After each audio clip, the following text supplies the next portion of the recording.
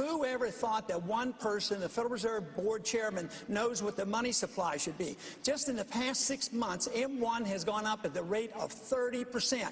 That spells inflation, that spells lower standard of living and higher prices, and watch out, they're coming.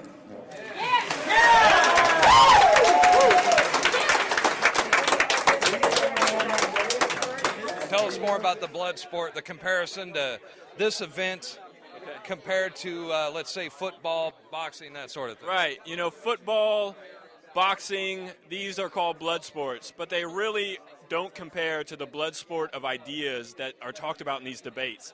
Because what goes on from here, people die as a result of these ideas, and there's real blood involved. And so it's important for Americans to realize that, you know, Monday Night Football is great. I love football. I love watching sports. But we're at a real time in our history where ideas matter much more than our favorite football team and who wins the Super Bowl.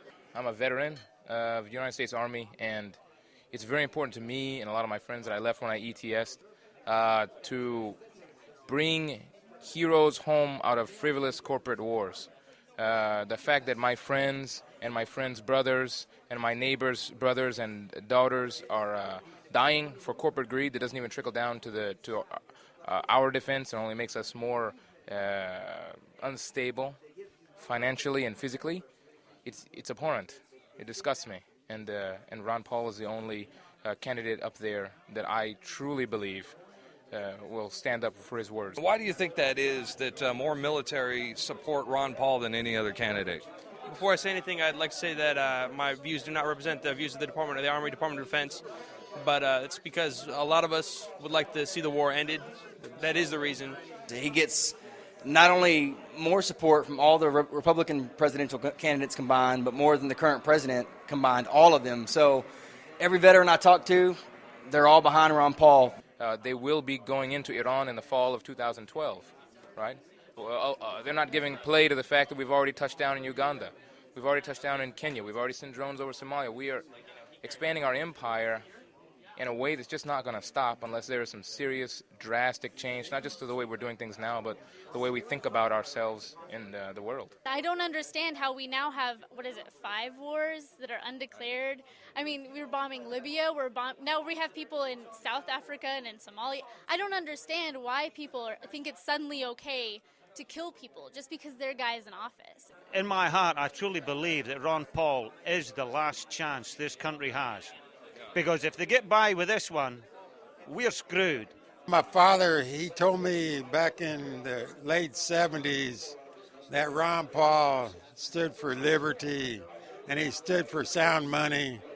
Because in 1965, when they took the silver out of money, my father told me that one day the dollar will become worthless. A lot of us here realize that it's actually a lot more than just a presidential debate. It's more than just one guy to get us out of the mess that we're in and really do the revolution that we need. But it's so great to see that there are this many people. I don't see a bookstore that's here for Romney or any of the other presidential candidates. I see this all for someone who actually cares about the people and is addressing issues that are really prevalent, like in the Fed, ending all wars, stopping the big government and the harassment of our people.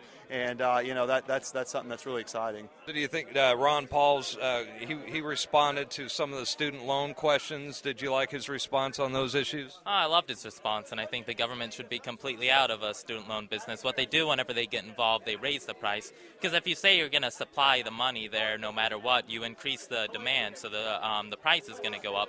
If I said, all Americans should have bicycles, and I was the president and I had a program that gave everyone, money for bicycles or cars or something, what do you think the people who make the bicycles or cars are going to do? They're going to raise the prices. We have to wise up and look at where the bubbles come from. It's from the Federal Reserve, and we should start by auditing the Fed, and then we should end the Fed.